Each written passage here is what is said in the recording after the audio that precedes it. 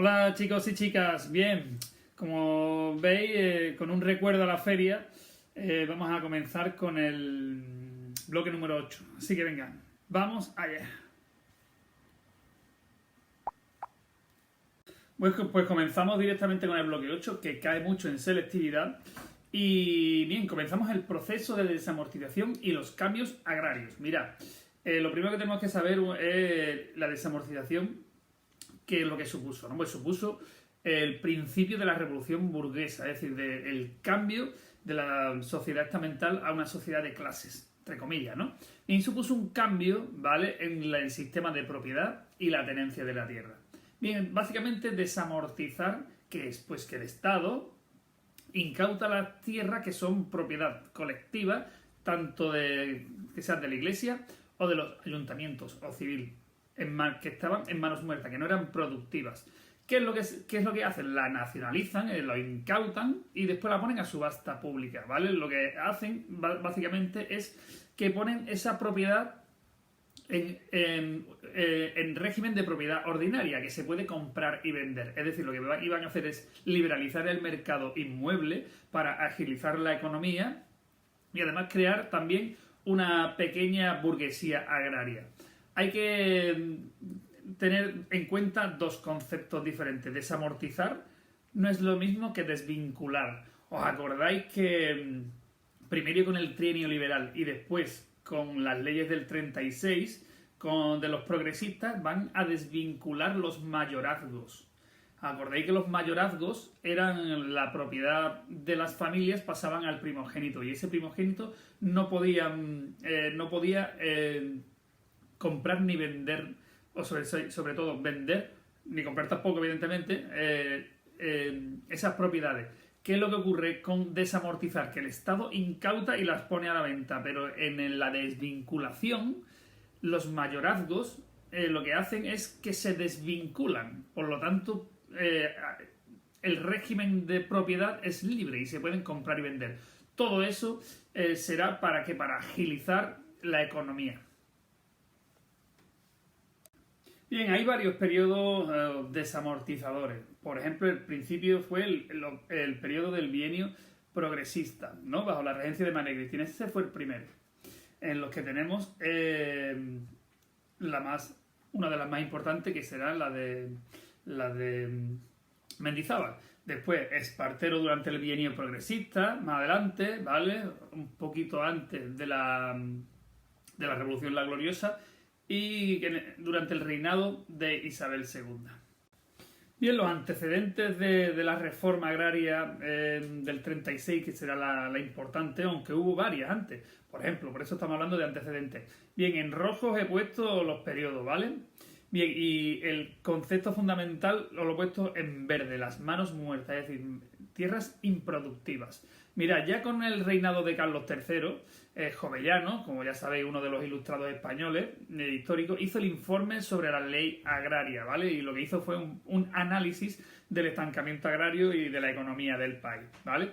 Ya los ilustrados, en el siglo XVIII, durante todo el siglo XVIII, ¿no?, querían o se dieron cuenta de que la fortaleza de un Estado era obtener el máximo rendimiento de las tierras. Por eso, y lo importante iba a ser cambiar la propiedad de la tierra, el régimen de propiedad que estaba vinculada a los mayorazgos, ¿vale? O muchas órdenes religiosas tenían muchas tierras que eran improductivas. Es decir, que estaban fuera de mercado y que no explotaba a nadie. Bien, ya con Godoy, os acordáis que tuvo muchos problemas debido a su política belicista, le declaró la guerra a los franceses, ¿acordáis? Hubo una deuda brutal y lo que hizo fue desamortizar los bienes municipales y algunos eclesiásticos. Es decir, que desamortizando y después poniendo la subasta pública, pues ganaban un dinerillo Godoy, ¿no? Y lo que hacía era, pues, paliar la deuda pública. Las Cortes de Cádiz también lo que hicieron fue legislaciones que contemplaban esa supresión de conventos y órdenes religiosas. Pero, ¿qué es lo que va a ocurrir después? Pues que con la llegada de la Restauración en el 14, ¿no?, pues todo eso se va a anular, ¿vale? Se va a anular. Después, con el trienio liberal, con el golpe de Riego, pues van a entrar en vigor las Cortes de Cádiz. Pero como ya sabéis, después del manifiesto de los persas y los 100.000 heridos de San Luis, se restaura la monarquía absoluta y se van a se va a anular todo ese proceso. A la muerte de Fernando VII será cuando los liberales, fundamentalmente los progresistas, pongan en marcha una maquinaria jurídica económica para desamortizar estos bienes y quitarle el yugo a la economía y a los bienes inmuebles y sobre todo a la tierra para que sean productivas. Bien, los dos grandes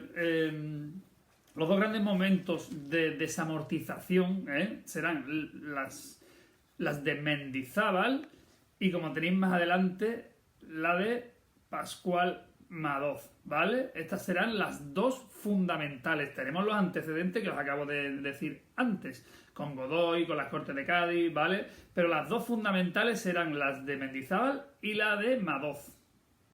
Bien, el proceso de desamortización o desamortizador fue sobre todo por el empuje de los progresistas, ¿vale? Los progresistas y moderados tenían diferencias, es decir, que no decían lo mismo a la hora de abordar cómo se debería de atajar o cómo se debería de afrontar un nuevo régimen político. Los moderados, por un lado, pues no querían perder sus posesiones, querían hacer reformas, sí, pero sin poner en peligro por todas sus propiedades. Los progresistas en sí que querían ser partidarios de acometer reformas profundas, ¿vale? En 1836, la más importante labor desamortizadora fue con Mendizábal, el progresista, en el 1836, que va a hacer varias reformas fundamentales, sobre todo en el sistema electoral, y lo más importante de toda su obra, que será la ley de desamortización de bienes del clero, ¿vale? Eso es la labor más importante dentro de la historia de España, será con Mendizábal. Pues básicamente fueron tres los objetivos de la desamortización de Mendizábal. Por un lado, financiero, ¿vale? Económico. Es decir, pagar la deuda pública del Estado y de este modo pues se podría financiar las guerras carlistas, ¿vale? Porque en este momento estamos en el contexto de las guerras carlistas y los tradicionalistas, los privilegiados están por un lado, que son los carlistas, y por otro lado están los liberales. Por lo tanto, imaginaos que el segundo objetivo entronca con ese objetivo político, es decir, los simpatizantes al liberalismo deberían ser ampliados, es decir, los beneficiados del bando liberal, es decir, los liberales que compren tierras van a ver que el liberalismo se los ha dado, porque como pierdan la guerra carlista van a tener que devolver todas sus tierras. Por lo tanto, crear un sector de propietarios que se sienten ligados al régimen isabelino. Por otro lado, el objetivo social, es decir, crear una clase media de campesinos propietarios para dar estabilidad al régimen liberal, es decir, crear una clase social nueva que apoye a los liberales. Bueno, antes de la labor, porque vamos a ver ahora cómo se realiza el proceso desamortizador. Con anterioridad a la gran labor desamortizadora, pues hubo dos reales decretos previos que hicieron básicamente eso, ¿no? Se suprimía definitivamente la Inquisición, se abolía de nuevo en España la Compañía de Jesús, los jesuitas, y todos esos bienes pues van a pasar al Estado, ¿vale? Y se pondrán en subasta pública para extinguir la deuda pública. Bien, es decir, que Mendizábal no hizo nada nuevo, sino que lo que hizo fue radicalizar medidas que se había aprobado antes.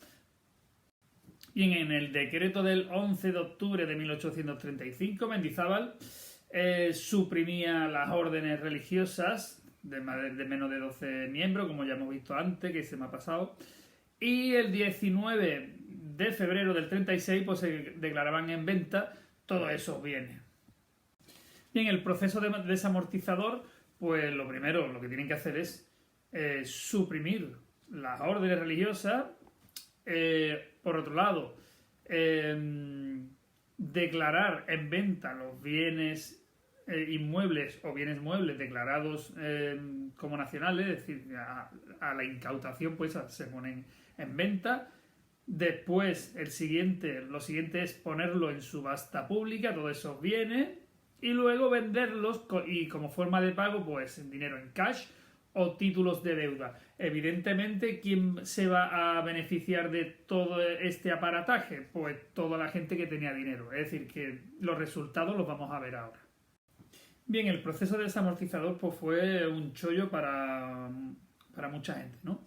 Bien, se desamortizó tierras en un valor pues, de lo que pone aquí, de 3.234 millones de reales. Se desamortizó el 62% de las propiedades que había ido amasando en la historia de España la Iglesia, tanto de clero regular, los que siguen una regla, es decir, los monasterios, los conventos, ¿vale?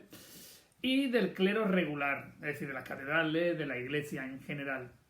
Evidentemente, el pueblo llano pues no pudo acceder a este tipo de subastas, ¿vale? Porque ni tenían liquidez, ni sabían pujar, ni controlaban nada de la subasta, ¿vale? No, serán acaparadas por los inversores burgueses que tenían cash, que tenían dinero. Será un chollo para ellos. Bien, tuvo críticas el proceso, muchísimas, sobre todo de un progresista como fue Flórez Estrada, que veía bien el proceso desamortizador, pero no como lo habían hecho, porque en realidad las clases, todas las clases de la sociedad, todas las clases sociales iban a ser perjudicadas, excepto los especuladores que iban a ganar. ¿Cuál sería el método de Flórez Estrada? Pues arrendar, o sea, confiscar estas tierras y ponerlas en arriendo por 50 años a esa gente que ya trabajaba esas tierras. ¿Qué es lo que iba a ocurrir? Que el Estado no iba a perder la propiedad y podía con las rentas pagar las deudas. Es decir, que el Estado se reservaría la propiedad de todas las tierras y las pondría en alquiler por 50 años, pudiendo ser revisado el contrato y así no perder la posesión. ¿Qué es lo que va a ocurrir? Pues que ganarían los especuladores y la gente que tenía cash. Es decir, que en realidad no hubo una redistribución de la tierra como era el objetivo de esta desamortización. Por lo tanto, fue un pequeño fracaso. Bien, la segunda y gran labor desamortizadora pues fue la de Pascual Madoz en la época de los progresistas, de 1854 al 56. Esta será la ley Madoz del 55, será la desamortización general. En principio, debía ser el golpe fundamental al antiguo régimen, es decir, tenía que ser una revolución a lo que hoy día sería una economía del antiguo régimen. ¿Por qué? ¿Por qué será una desamortización general? Porque será tanto de bienes de la Iglesia como bienes del Estado, de los municipios, de los ayuntamientos, etcétera. Es lo que iba a completar y terminar pues la labor de Mendizábal. Se pusieron en venta pues todos los bienes pertenecientes a las manos muertas, fundamental. Este término no lo debéis de dejar de decir en vuestro discurso, las manos muertas, es decir, que eran improductivas. Y todos estos bienes pues se van a poner a la venta, ¿vale? Y a disposición del Estado para su subasta pública. Bien, la finalidad, al igual que la otra, era obtener medios económicos para el Estado, ¿vale? Y en realidad el objetivo era de que la tierra se iba a redistribuir por la gente menos favorecida. Se mejoró la forma porque solo se podía pagar en metálico, pero evidentemente ¿quién tenía dinero para pagar ese tipo de tierras, ¿no? En metálico además. Bien, se subastaron 43.000 fincas rústicas, 90.000 urbanas y pues todo ello pues será unos 8.000 millones de reales, ¿vale? La reina al principio pues no quería que desarrollar estas medidas porque, daos cuenta, la Iglesia pues no estaba muy de acuerdo. De hecho, al final no tuvo más remedio que sancionarla debido a la gran deuda que tenía España y lo que provocó pues una ruptura con la Iglesia de Roma, ¿vale? Porque se estaban quitándole todos los bienes. Las consecuencias del proceso desamortizador pues, fueron económicas y social y muy diversas, ¿vale? Por ejemplo, lo primero, en primer lugar, podemos decir que se desmanteló al completo, pues, o casi completamente, las fuentes de riqueza de la Iglesia. Además, como se suprimió el diezmo, pues la Iglesia quedó bastante mermada en sus recursos económicos y sus recursos económicos, aunque su influencia en la mentalidad y en la educación siempre va a estar presente. En segundo lugar, se eliminó la propiedad comunal. Por lo tanto, se agravó la situación económica de los campesinos, que estas tierras, estos terrenos comunales, ellos lo aprovechaban de forma libre y gratuitamente para llevar sus pastos su ganado a pastar, a coger leña, ¿vale? Pues todo eso al final, pues como van a dejar de disponer de ese tipo de tierras y de esos pastos, pues va a llevar a que los agricultores se van a arruinar y van a tener que ir a la ciudad. Por lo tanto, un proceso de proletarización de los campesinos, que se tendrán que ir a la ciudad a buscar trabajo. Por otro lado, en tercer lugar, pues no resolvió el problema de la deuda, aunque sí lo atenuó. Bien, por otro lado, no produjo en ningún momento un aumento de la producción agraria, como eso era el objetivo de repartir las tierras en manos muertas. ¿Por qué? Porque los nuevos propietarios pues no van a emprender mejoras en las tierras y lo único que van a hacer va a ser recoger las rentas, ¿vale? Otro punto importante es que ese dinero líquido que existía, ese dinero que tenía la gente que podían haber utilizado para invertirlo en industria, pues no se invirtió en tierras y pues la revolución industrial aquí en España pues llegó tarde, ¿vale? Otro importante aspecto será que todos los bienes o buena parte de los bienes culturales y muebles, por ejemplo, cuadros, esculturas, edificios históricos, pues se van a perder, ¿vale? Los edificios se van a arruinar porque se van a abandonar. Pinturas, bibliotecas, enseres, pues fueron vendidos pues, a precios que no eran el del mercado, ni muchísimo menos, y salieron además a otros países. Otra cosa será importante es que se acentuó el latifundismo, es decir, que empezaron a haber muy pocas personas con muchos terrenos, ¿vale? Apareció una nueva clase de terratenientes, sobre todo en Andalucía y Extremadura, que lo vemos todos los días, las grandes fincas de los grandes propietarios. Bien, en el terreno urbanístico pues podemos decir que la desamortización contribuyó a un urbanismo discriminador. ¿Eso qué quiere decir? Pues que los mejores edificios del centro de las ciudades se lo van a quedar los grandes poseedores de la tierra y los privilegiados antiguos, también excluyendo por las clases medias confinadas en las viejas casas que había en el centro, ¿vale? Dejando a los obreros pues en la periferia, como es hoy día más o menos, ¿no? Los grandes edificios de conventos pues serán cuarteles militares o edificios públicos o serán derribados. Un ejemplo claro es el edificio del Museo de Bellas Artes de Sevilla, que era el Convento de la Merced. Se desamortizó y se convirtió en propiedad pública y se hizo un museo, por ejemplo. Podemos decir que al final la desamortización no pretendió un reparto real de tierras, ¿vale? Ni una reforma agraria ni nada, sino beneficiar a quienes, como Mendizábal él mismo invirtió, pertenecía a una élite financiera y buscaban consolidar su prosperidad económica con la compra de bienes inmuebles. Es decir, que hizo una ley para él y sus más allegados, ¿vale? Bien, podemos decir que los cambios ¿qué podemos decir de los cambios del siglo XIX agrarios, no?